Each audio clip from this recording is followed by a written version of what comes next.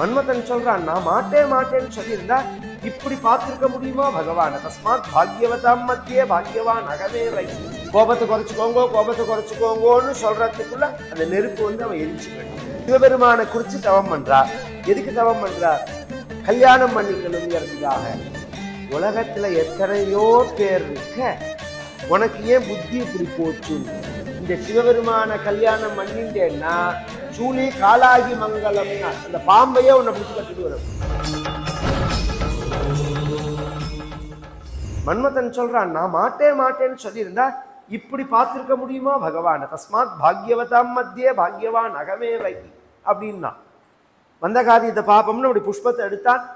உடனே பகவான் கண்ணை துறக்க ஆகாசத்திலேருந்து தேவதைகள்லாம் பகவான் கோபபட்ச புராணேன்னு குரோதம் பிரபோ சம்ஹர சம்ஹரேதி யாவத் கிரக்கே மருதாம் பிரவாதா தாவத் சவன்னிஹி பவனேத்ர ஜன்ம பஸ்மாவசேஷம் மதனம் சகார. கோபத்தை குறைச்சுக்கோங்கன்னு சொல்றதுக்குள்ள அந்த நெருப்பு வந்து அவன் எரிஞ்சு போயிட்டான்.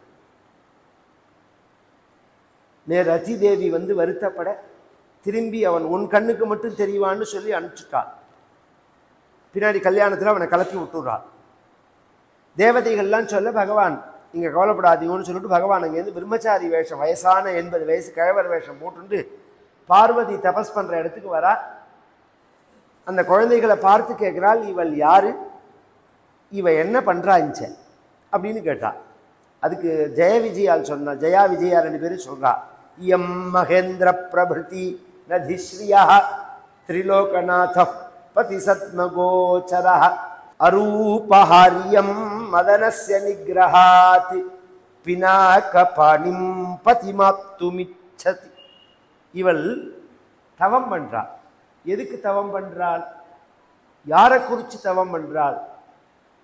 சிவபெருமான குறிச்சு. மகேந்திர பிரபிருதி நதிஸ்ரீயா, பிரம்மா, இந்திரன், பிரம்மா, விஷ்ணு இதெல்லாம் தள்ளிட்டு அதுக்கு மேல ஈசான சர்வ வித்யானாம் ஈஸ்வர சர்வபூதானாம் பிரம்மாதிபதிர் பிரம்மணோதிபதிர் பிரம்மா சிவோமே அஸ்து சதா சிவோம் அப்படிங்கிறமோனோ அதை அங்க பிரதிபாதனம் பண்றான் காளிதாசன்.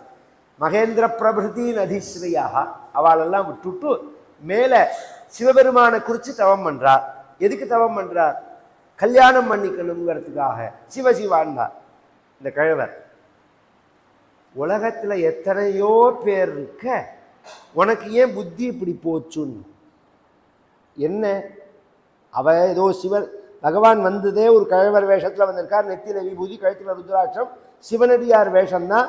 அதனால அவ எழுந்து மரியாதை பண்ணி நமஸ்காரம் பண்ணி ஏதோ சாப்பிட்றலான்னு கேட்குற சமயத்துல இவ என்ன பண்றான்னு கேட்ட உடனே இவ பார்வதிங்கிற விஷயத்தை சொல்லிட்டு இவ தவம் பண்றான்னு உடனே அவர் கோச்சுக்கிறார். எந்த வகையில சிவபெருமான உனக்கு பிடிச்சதுன்னு கேட்டார்.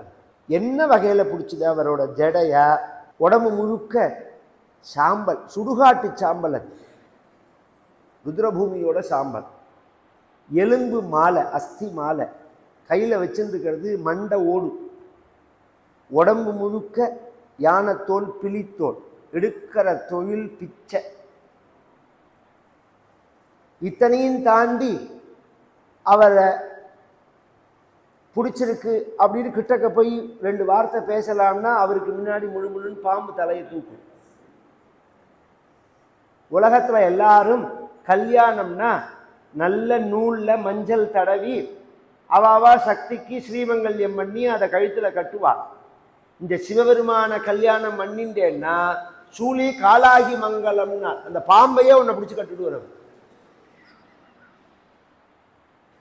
அப்படின்ன உடனே அவன் என்ன பண்ணினான்னா, நாம் அதெல்லாம் தெரிஞ்சுக்கணும். பார்க்குற சேனல்லாம் பார்த்துட்டு அதை அப்படியே உண்மைன்னு நம்புறோம் பார்த்தேல, அதை விட பைத்தியக்காரத்தனமே எதுவும் கிடையாது.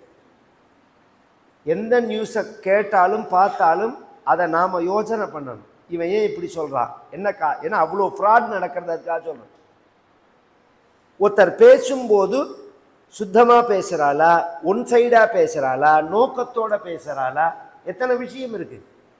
இவன் என்ன பண்ணினாள், அப்படி அந்த பக்கம் மூஞ்சியை திருப்பினாள். ஜெயா விஜயாவை கூப்பிட்டு சொன்னால் இந்த கிழவரை கழுத்தை பிடிச்சி வெளியில் தள்ளினாள். நிவாரியதா மாலிகிமப்யயம் வட்டுஹு. இங்கே ஒரு கேள்வி வரும். அதிதி தேவோபவான்னு இருக்கு. வீட்டுக்கு வந்தவாள் தெய்வமாக நினைக்கணும்னு இருக்கு. அப்படி வந்தவர் தான் அவர் கழுத்தை பிடிச்சி தள்ளினா அது பாவமாகாதானால் ஆகாது. ஏன் அப்படின்னா புனர்விவக்ஷு ஸ்புரிதோத்தராதரா ந கேவலம் யோ மகதோபபாஷதே ஸ்ருணோதி தஸ்மாதபி யஸ்ய பாபபாக். மேலும் இது போன்ற சிறப்பான நிகழ்ச்சிகளை காண இப்போவே லைக் பண்ணுங்க, ஷேர் பண்ணுங்க, மறக்காம சப்ஸ்கிரைப் பண்ணுங்க.